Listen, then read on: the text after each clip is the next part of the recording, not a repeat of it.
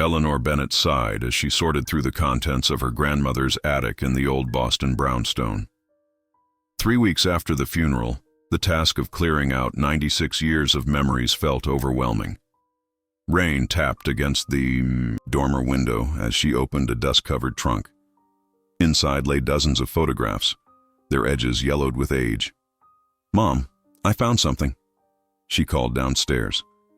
Her fingers trembled slightly as she lifted a formal portrait from 1921. A baby, in an elaborate christening gown sitting on a velvet chair. The child's cherubic face beamed with delight, and the photograph's quality was remarkable for its era. Eleanor smiled at the innocent scene until her eyes fixed on something unusual in the baby's tiny hands. "That's strange," she murmured, squinting at the object.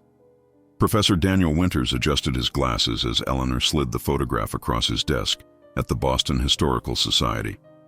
"My grandmother never mentioned this photo," Eleanor explained. "I found it while cleaning out her house." Daniel studied the portrait with professional curiosity, then froze. "Where did you say your grandmother grew up?" "Salem." "Why?" "Because what this baby is holding shouldn't exist in 1921, he said, reaching for his magnifying glass. "Not in this form." Eleanor leaned forward, her heart quickening. "What do you mean?" "This isn't just an ordinary family heirloom," Daniel replied, his voice dropping. "This could change what we know about one of Boston's most notorious unsolved crimes." The photograph lay beneath specialized lights in Daniel's office as he carefully examined every detail. Outside, the Boston skyline glowed in the late afternoon sun. "The baby is approximately 1 year old," Daniel noted, making careful observations. "The clothing and photography style are consistent with 1921 New England portraiture." Eleanor paced nervously. "But what about the object?" Daniel adjusted the magnification. "That's what concerns me. The baby is holding what appears to be a pocket watch with unusual engravings. Look closely at the design." Eleanor peered through the magnifier and gasped. Engraved on the watch case was an intricate pattern she recognized instantly. The same pattern on her grandmother's silver music box. "This watch belonged to Thomas Haverty," Daniel said gravely, "a prominent banker whose murder shook Boston in 1920. The watch was reported stolen the night of his death and never recovered." Eleanor's voice wavered. "That's impossible. This photo was taken in 1921. My grandmother would have been the baby in this picture." "Exactly," Daniel replied, "which raises disturbing questions about your family's connection to an unsolved murder." Daniel reached for an old newspaper clipping from his files. The headline read, "Banker slain in home, valuable watch missing." The investigation implicated several suspects, but resulted in no convictions. Daniel explained, "The watch was considered the key to identifying the killer." Eleanor stared at her grandmother's innocent face in the photograph, unable to reconcile. "The sweet child with such darkness. We need to find out how this watch came into your family's possession," Daniel said quietly. "And why someone would photograph a baby holding evidence from a murder investigation." Eleanor's hands trembled as she dialed her mother's number from Daniel's office. The conversation was brief but illuminating. "Mom insists she knows nothing about a pocket watch or any connection to a banker named Haverty," Eleanor explained, hanging up. "But she sounded nervous and mentioned that Grandma had a locked box she never allowed anyone to open. We need to find that box," Daniel replied. Back at the brownstone, they discovered the small mahogany case hidden behind a loose brick in the basement wall. Its brass lock, green with age, resisted their attempts until Daniel carefully applied a lockpick tool. Inside lay a folded newspaper clipping from 1920, identical to Daniel's, a small diary bound in faded leather, and a tarnished key. But no watch. Eleanor opened the diary with trembling fingers. The first entry, dated March 15, 1920, was written in her great-grandmother's flowing script. "Robert came home late again. I fear his association with Mr. Haverty will be our undoing." Daniel leaned closer. "Robert was your great-grandfather?" Eleanor nodded, turning pages rapidly. "He worked as an accountant for several wealthy Boston families." She stopped suddenly at an entry from October 18, 1920. "Listen to this. Robert burned his clothes tonight. He says we are saved, but at what cost? The weight of the watch and... My hand feels like judgment itself. Daniel's expression darkened. That's the day after Haverty's murder. Eleanor continued reading, her voice barely above a whisper. Heaven forgive me, but I've hidden the evidence where no one would think to look. In plain sight, immortalized in innocence. She looked up, realization dawning. The portrait. She hid the truth in a photograph of her baby, my grandmother, knowing no one would suspect. But why keep evidence implicating your family? Daniel wondered. There must be more to this story, Eleanor murmured, turning another page. The following morning, Eleanor and Daniel visited the Massachusetts State Archives, where records from Boston's financial institutions were meticulously preserved. Rain streaked the windows as they pored over dusty ledgers from Merchants National Bank, where Thomas Haverty had served as director. Here, Daniel said, pointing to an entry. Robert Bennett was employed as an accountant from 1918 to 1920. He was terminated 1 week before Haverty's murder. Eleanor frowned. That contradicts the diary. Great-grandmother wrote about Robert's association with Haverty continuing until the day of the murder. A helpful archivist brought additional records, correspondence, between bank officials. One letter, dated October 10, 1920, caught their attention. Bennett continues to make accusations regarding discrepancies in foreign accounts. His termination is necessary to maintain confidence in our institution. Your great-grandfather wasn't just an employee, Daniel realized. He was a whistleblower. Eleanor scanned another document, a private ledger bearing Robert Bennett's handwriting. The final pages detailed transfers of enormous sums to private accounts in Switzerland. Haverty was embezzling, Eleanor whispered. Robert discovered it. Daniel nodded grimly. Which gives your great-grandfather motive for murder. Or makes him another victim, Eleanor countered. Look at these dates. The last entry is October 16th, the day before Haverty's death. What if Robert wasn't terminating his relationship with Haverty that night? What if he was threatening exposure? Daniel considered this. We need to find records of what happened to Robert after Haverty's death. The archivist returned with a thin folder. I found this in the police archives, she said. It was misfiled. Inside was a single sheet of paper, a police report dated October 20th, 1920. It documented the discovery of Robert Bennett's body in Boston Harbor, ruled a suicide. 3 days after Haverty's murder, Daniel said quietly, your great-grandfather was dead too. Eleanor sat in her grandmother's parlor, carefully transcribing the remaining diary entries. The October entries revealed a desperate woman's attempts to protect her child while grappling with terrible knowledge. The police call it suicide. Eleanor read aloud. They say Robert jumped from the wharf in despair after killing Haverty. But I know my husband.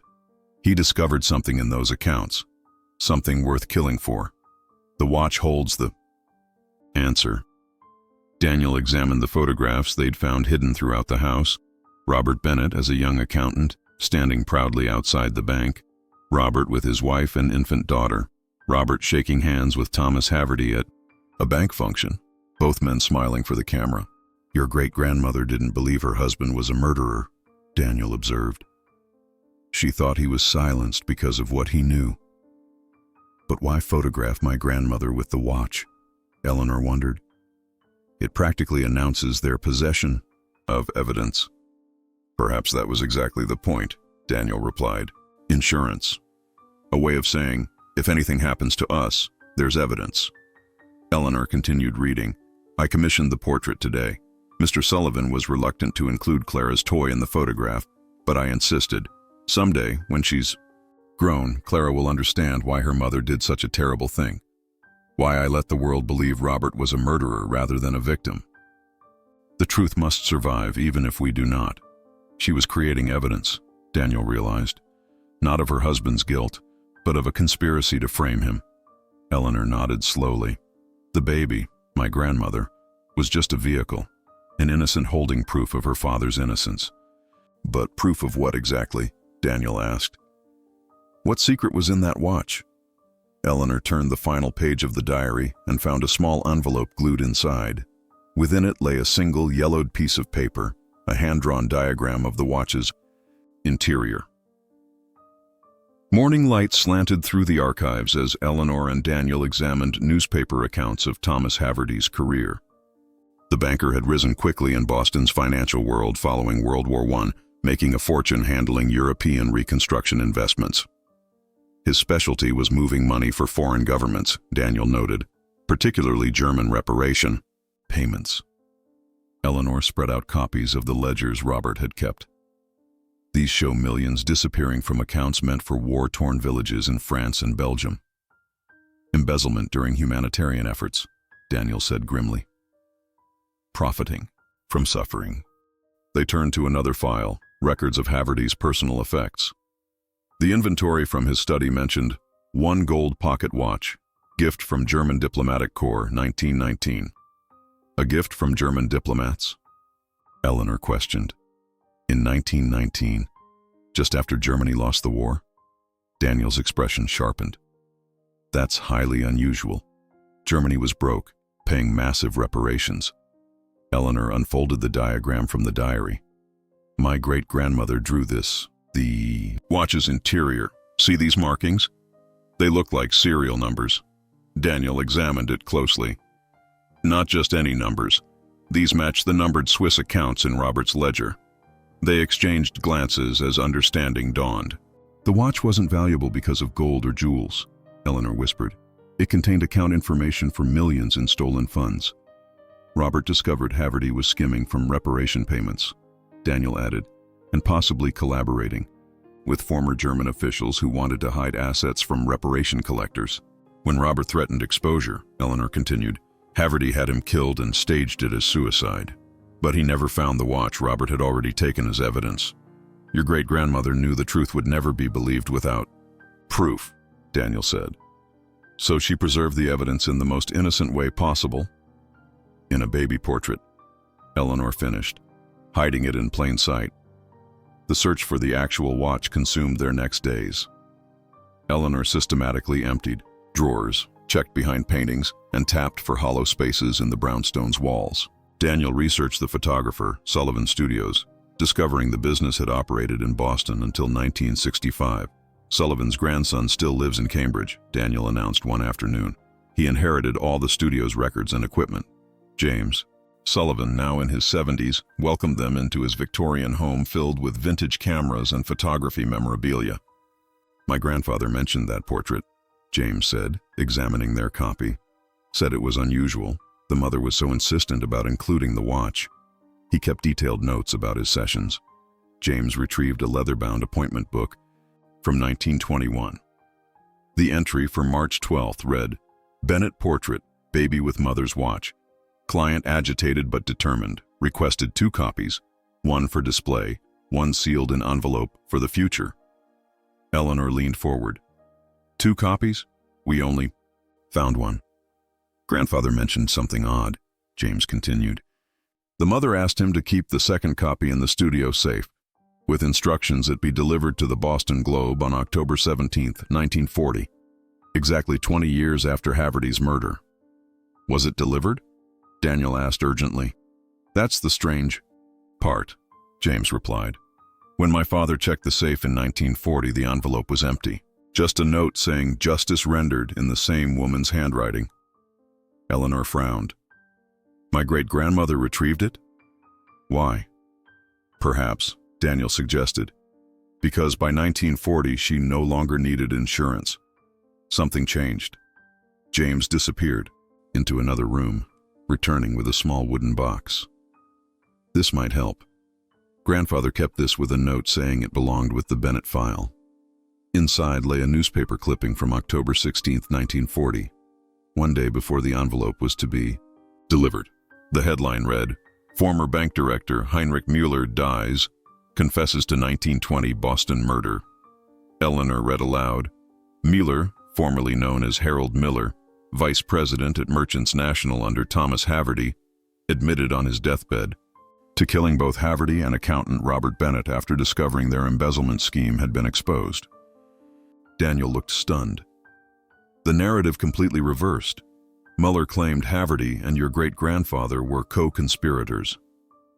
A final frame job, Eleanor whispered. Protecting someone even 20 years later. The Boston University archives yielded immigration records showing Harold Miller had arrived from Germany in 1919, suspiciously close to when Haverty began handling German reparation funds. Miller's real name was Heinrich Müller, Daniel noted. He worked for the German finance ministry before coming to America. He joined Haverty's bank almost immediately. Eleanor examined a photograph of bank executives from 1920. There he is, standing, right behind Haverty. Daniel pulled out additional documents from German archives.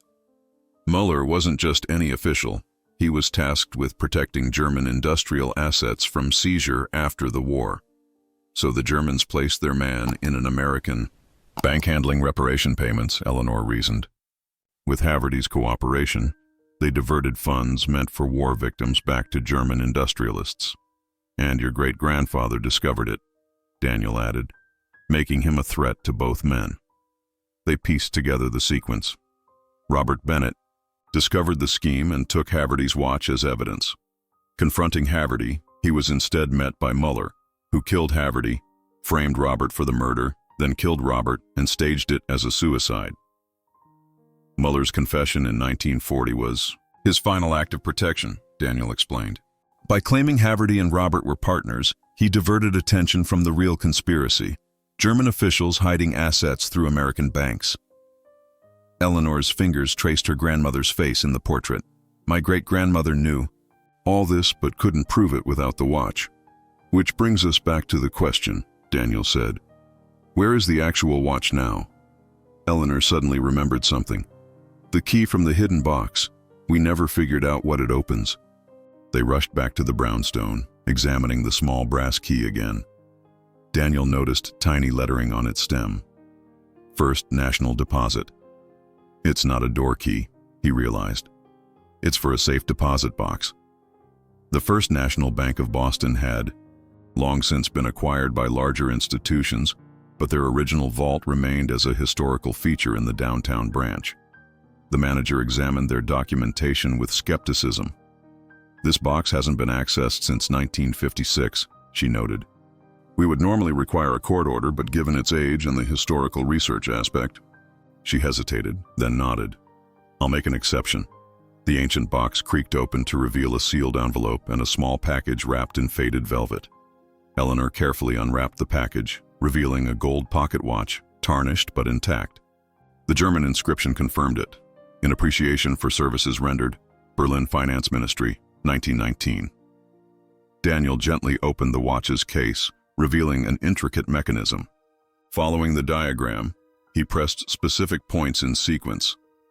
With a click, a hidden compartment opened in the back, containing a microfilm.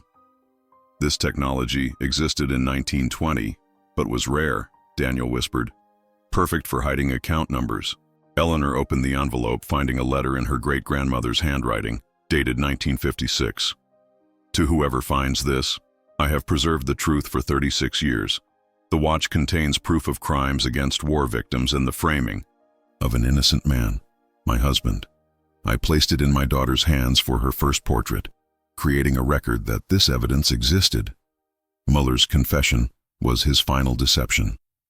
My husband discovered their scheme to divert reparation funds back to German industrialists, money meant for rebuilding lives they had destroyed. I entrust this now to history's judgment. Eleanor wiped away tears.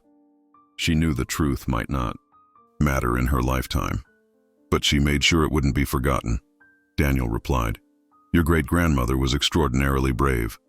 The microfilm, when developed, revealed account numbers matching Robert's ledger, the final proof of his innocence and the real conspiracy.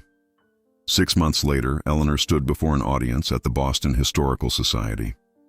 Behind her, projected on the wall, was the 1921 portrait, a sweet baby holding evidence of international financial crimes. History is often written by those with power, Eleanor began. But sometimes, truth survives in unexpected ways. She unveiled a new exhibition, Justice Deferred, the Robert Bennett Case. It displayed the watch, The diary, the ledgers, and documents they'd gathered, proving Robert's innocence and exposing the German-American financial conspiracy. Daniel joined her at the podium. This case rewrites a piece of post-World War I history. It shows how German officials conspired with American bankers to divert reparation funds, money meant for devastated European communities. After the presentation, Eleanor found a quiet moment with the portrait of her grandmother as a baby. The innocent child had unknowingly carried a burden of truth for decades.